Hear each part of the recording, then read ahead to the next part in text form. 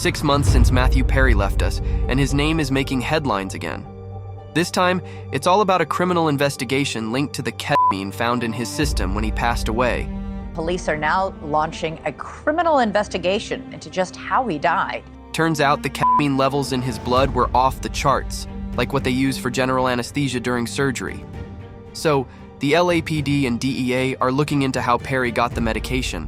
Actually, Perry was going through ketamine infusion therapy for his depression and pain, but the amount in his system didn't add up with his last treatment, which was over a week before his passing. Typically, this drug is metabolized in a matter of hours.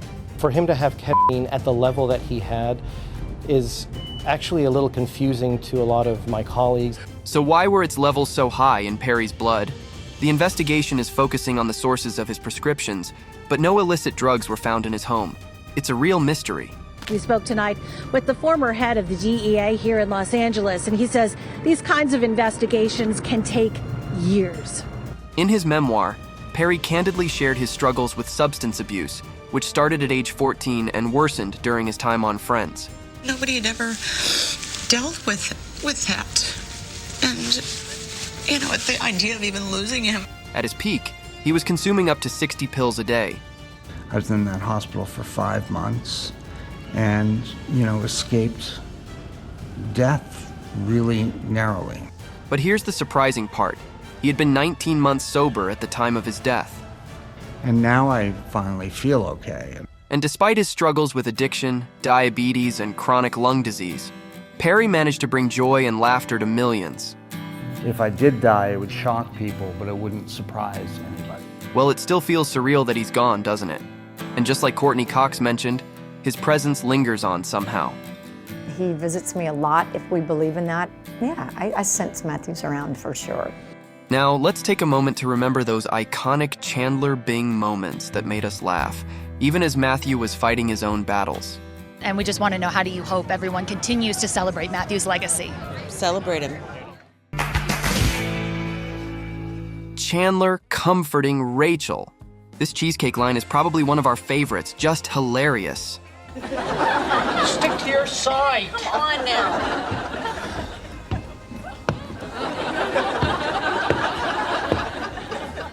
But we also love how Chandler comforts Rachel after a failed romance, hugs her, and tells her that she is gorgeous.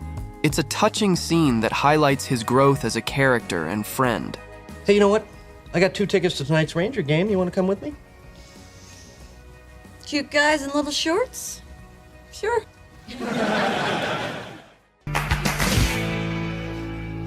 Chandler finds the right words for Ross.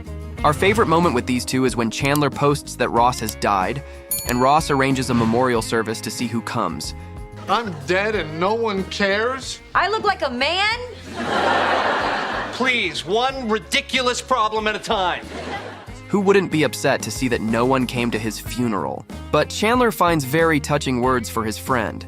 I went to that school for 4 years and I didn't have an impact on anyone? Well, that's not true. You had an impact on me. It's 15 years later and we're still best friends. The Chick and the Duck. Chandler and Joey's decision to adopt a chick and a duck is a memorable and heartwarming aspect of their friendship. Okay, but this is the last time. With a chick here and a chick there. Here a chick, there a chick, everywhere a chick, chicken. These pets become part of their little family and lead to many funny and touching moments. You notice that ever since we got this chick, we've been fighting a lot more than we used to. Their support for each other. Throughout the series, Chandler and Joey provide unwavering support for each other. Whether it's Chandler helping Joey with his acting career. Okay, look, listen. Let's talk about what a huge star I'm gonna be. You are gonna be a huge star. I'm gonna hug you. You hug me. All right. Or Joey offering emotional support when Chandler proposes to Monica. Oh, Chandler, you guys are gonna be so happy.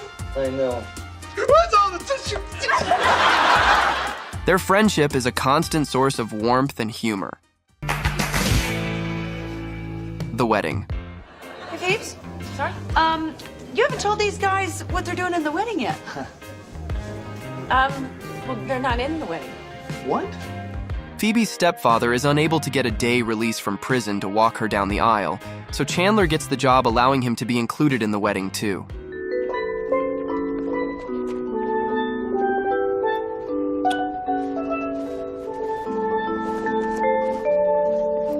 What a magical moment it was. It illustrates the depth of their friendship and Chandler's dedication to making Phoebe's special day perfect and being an integral part of it. Chandler's acceptance speech. Charles Bing, professionally known as Helena Handbasket, works as a drag artist in Las Vegas. Hello, darlings. And there's Daddy. Monica and Chandler went to Las Vegas to invite his estranged father to their wedding. Chandler seemed hesitant at first, but eventually he was able to swallow his pride and invite his dad to the wedding. We'd really love it if you could be there. Really? I know it would make me happy. Ma'am. This speech is filled with emotion and shows the growth in their relationship. Proposal.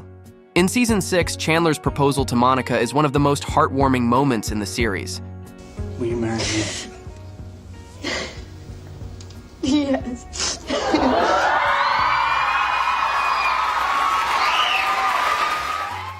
It's an emotional and surprising moment, especially for those who followed their love story throughout the series.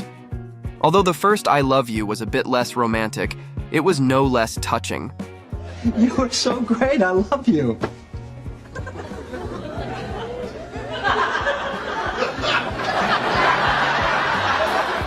Adoption journey.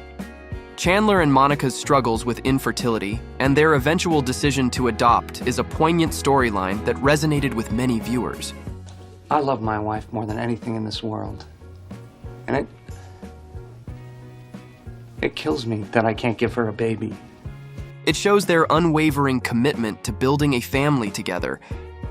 You still want that baby?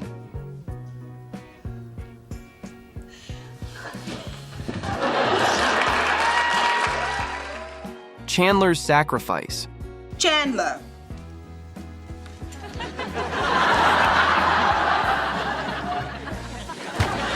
Well, problem solved. Chandler will be running our office in Tulsa. You're gonna love Oklahoma. In the final season, Chandler accepts a job offer in Tulsa, which means he would be away from Monica. Our news. My company has asked me to head up our office in Tulsa, so as of Monday, I'm being officially relocated. What? In a touching scene, Chandler initially takes the job, but then realizes how much he loves Monica and decides to quit, demonstrating his commitment to their relationship. What are you doing here? I wanted to be with you. I missed you so much. Chandler's goodbye. Chandler and Monica, along with their adopted twins, move out of their apartment. The emotional farewell scene occurs when they are saying goodbye to their friends. Chandler says an emotional farewell to his beloved apartment. Look around, you guys. This was your first home. And it was a happy place, filled with love and laughter. It's a bittersweet moment that marks the end of an era for him and his friends.